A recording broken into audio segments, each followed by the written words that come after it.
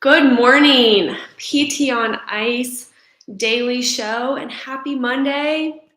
My name is Jessica Gingrich, and I am one of the teaching assistants for the clinical management of the fitness athlete in the pregnancy and postpartum division. We have 2 courses, an 8-week online course.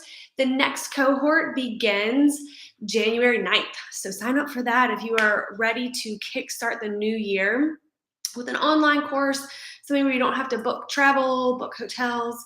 It's really great. We teach the essentials of movement and modification for the pregnant postpartum athlete, as well as a bunch of other really fun stuff. We will also be kicking off the new year with a 2-day live course where we do teach the internal pelvic floor muscle assessment. And then we bridge that with return to exercise. That includes running, jumping, gymnastics, barbell work, etc. So head over to PT on Ice to sign up for those 2 courses. Today I'm going to ask you a question. Who coaches you? Here at Ice, we encourage coaching first. Watch the movement, coach mechanics, educate on consistency, progressing intensity, only then modifying when needed. Seems simple enough, right? Something I learned about myself as a new PT, I just saw that CrossFit Lynchburg hopped on this call. That was where I first began my journey in CrossFit. This was within the year that I graduated PT school. What I realized really quickly was I did not know how to coach someone in exercise. I soon figured that out because I had never been coached outside of the sports I grew up in, which was soccer, volleyball, softball, and none of those sports included barbell work or any type of weightlifting, even though they should have. I did not know how to coach a deadlift, a squat, a clean, a double under, a pull-up, or anything. I found myself stumbling over my words. I also truly just recognized I had no idea what I was doing. So when I hopped into that first CrossFit class at CrossFit Lynchburg, I will never forget that day. The first day we were doing snatches. The coach did not leave my side. I actually think he's in PT school right now, if not just graduated. He broke down the movement for me piece by piece. He did a wonderful job.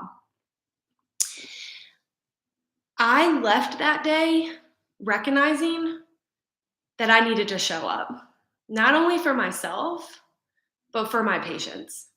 So I stayed consistent for my health. And now snatching to this day is still not my best movement, but it made me better as a human and also as a PT. How can you coach someone when you have never been coached? Most of the best coaches in the world have coaches themselves. They recognize that biases exist, and opening yourself to criticism and challenges to your beliefs are ways for continued growth. Hearing different cues that work for you to help translate to patients when you are working to provide cues and that will click with them. Additionally, having eyes on you to confirm the movement pattern are correct, help solidify your movements and pass that knowledge on to your patients. This can help, or this can apply to anything. Let's take nutrition, for example. Many of us think nutrition is outside of our scope, but there are many aspects of discussing nutrition that are well within our scope. Discussing proper sources of healthy protein, carbohydrates, and fats can be incredibly valuable, as well as recognizing when our patients might be underfueling or even overfueling their bodies to perform at their best. However, having a coach for yourself that you can learn from to understand fuel sources and how it can impact your body can help tremendously when discussing nutrition with your patients. You are now not only speaking from book knowledge, but also personal experience, as well as learning directly from those who are smarter than you in that particular realm. Our jobs as PTs are not to be nutritionists, but to guide patients towards health when necessary and be able to refer to experts. Having experience being coached also lets you share that experience when patients are looking for potential specific coaches in their lives.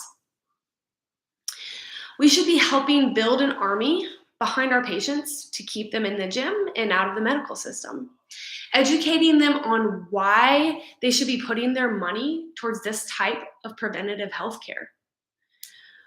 And also always asking about sleep, nutrition, stress management, and how to best implement exercise to their daily routine.